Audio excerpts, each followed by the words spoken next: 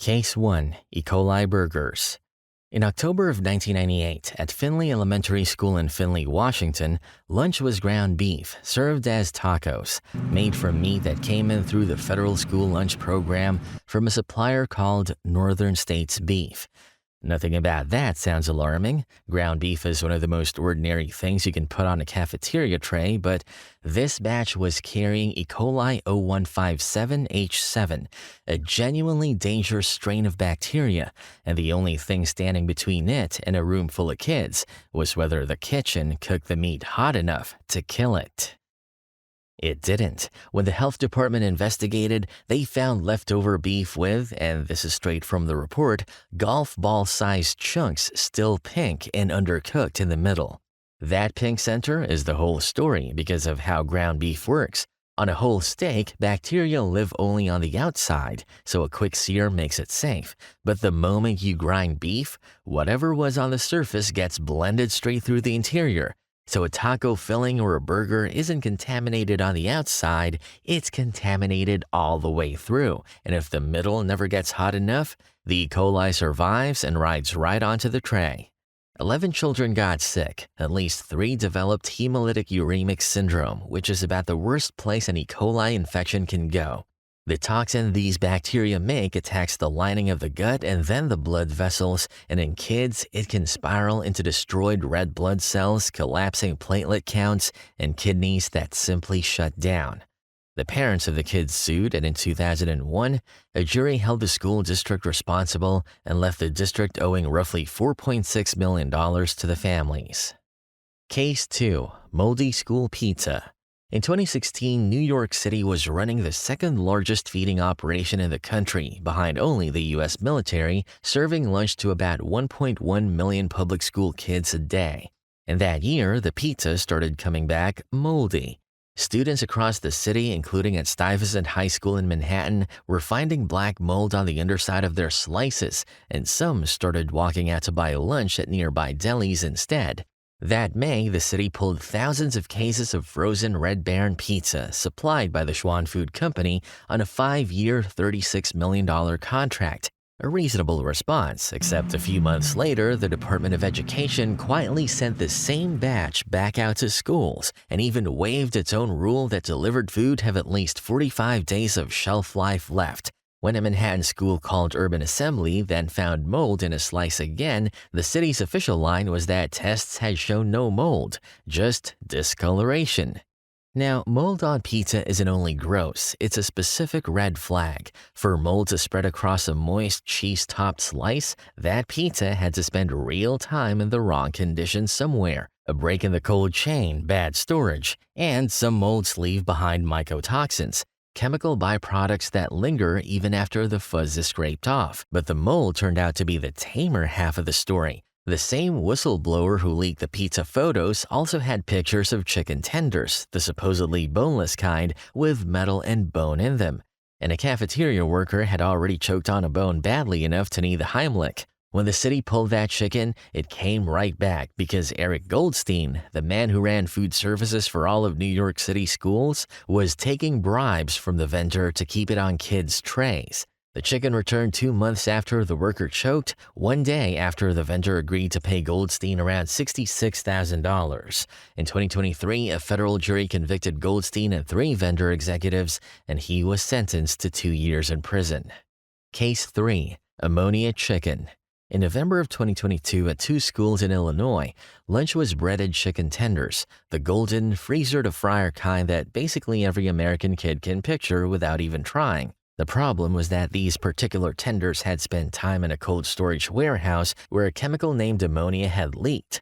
Ammonia is the sharp, eye-watering stuff you already know from household cleaners and window spray, the smell that hits the back of your throat when someone's mopping a floor nearby. In a big cold storage warehouse, it does another job entirely, getting pumped through the pipes as an industrial refrigerant to keep everything frozen. Useful for chilling pallets of food, much less useful when it leaks out of those pipes and soaks into the food it was supposed to be keeping cold. It becomes a chemical burn.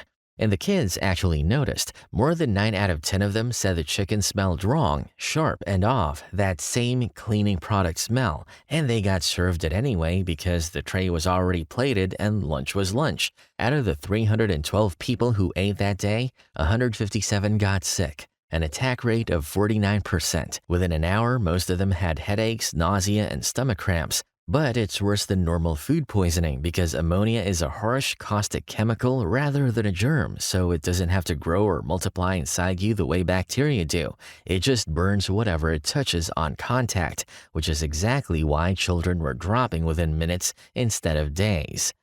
This wouldn't have happened if the two schools had followed proper food safety procedures. A case of chicken that smells like a bottle of window cleaner should never make it into our children's mouths. Case 4. Rotten fruit and juice. In 2020, a California school district called Santa Rosa admitted serving kids rotten apples and moldy carrots after aging produce got mixed in with a fresh stock. Around the same stretch, families opening government meal bags during the pandemic were finding rotten fruit inside. And fruit is supposed to be the safe part of the tray, the healthy choice, the thing the parent is relieved their kid is eating, which is exactly why rot showing up there hits differently. But at least with a bad apple, you can see it and throw it away. That wasn't the case with a fruit juice a company called Valley Processing in Sunnyside, Washington was supplying to the National School Lunch Program. Around 3 million servings a year, going straight to children.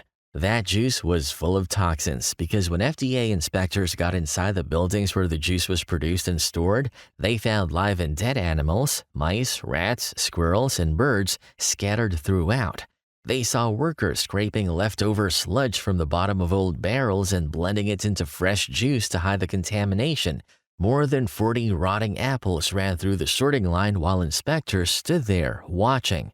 Rotten fruit grows a mold toxin called patchoulin, which is bad enough on its own, but the real danger was the arsenic, a heavy metal and known carcinogen that's especially cruel to children whose smaller, still developing bodies absorb more of it and are harmed more by it. This wasn't food that made a room of kids throw up in one afternoon. It was a slow, invisible dose of poison in a juice box, handed out as the healthy option 3 million times a year. The FDA took Valley Processing to court to shut it down. It worked, but the worst thing about this case is that it harmed the poorest children in this country the most. Rotten fruit doesn't tend to show up in wealthy districts with the money to buy fresh and inspect it. It shows up where budgets are thinnest and the kids have the least say. Case 5. Spaghetti Outbreak.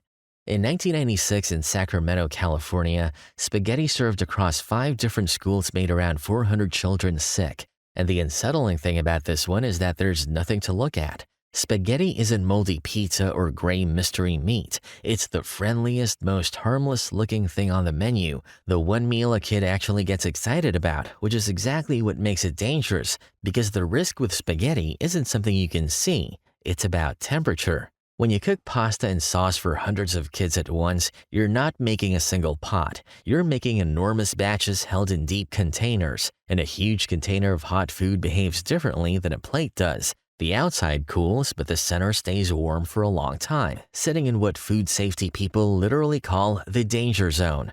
Warm enough for bacteria to wake up and start multiplying, but not hot enough to kill anything. This is what happened in 1996. The bacteria multiplied and pumped out the toxins that poisoned the children. None of those kids died, but in 2008, a 20-year-old student known only as AJ ate spaghetti that had been sitting out at room temperature for 5 days, reheated it, and finished the plate. Within half an hour, he was vomiting and doubled over in pain. He went to bed. 10 hours later, he was dead, his liver destroyed by the toxin from that one meal. Same food, same kind of bacteria. The only difference was how far it was allowed to go. Case 6. Burrito Toxin Mystery. Between October 1997 and October 1998, something strange started happening in school cafeterias across 7 different states: Florida, Georgia, Illinois, Indiana, Kansas, North Dakota, and Pennsylvania. Kids would eat a burrito at lunch, and within about half an hour, they'd start dropping. Not the next day, not that evening, half an hour. Nausea, pounding headaches, stomach cramps, vomiting. All told, it was 16 separate outbreaks, more than 1,900 people sick, almost all of them children. And here's the first clue that made investigators nervous: the speed. Most food poisoning takes hours or days because the bacteria have to multiply inside you, or you have to swallow enough of them to get sick. When people go down in 30 minutes, it usually means the poison was already finished and waiting in the food before anyone took a bite. A preformed toxin, something chemical, acting almost instantly. The burrito wasn't slowly making them sick, it was delivering something. So they went hunting for what? And this is where it gets genuinely eerie. The burritos came from two completely unrelated companies with different fillings, different meat, different beans, different everything. The one thing every single one had in common was the tortilla, the same wheat flour wrap across all of them. Investigators tore through the plants, traced the ingredients, and tested for everything they could think of: staph toxin, Bacillus cereus toxin, pesticides, metal, cleaning chemicals, even mold toxins, and they found nothing they could pin it on. The most promising lead was a mold toxin called deoxynivalenol, better known fittingly as vomitoxin, turning up at elevated levels in wheat traced back to India. But it was never confirmed as the cause. To this day, nobody knows for certain what put nearly 2,000 kids on the floor. The tortilla did it. What was inside the tortilla is still an open question.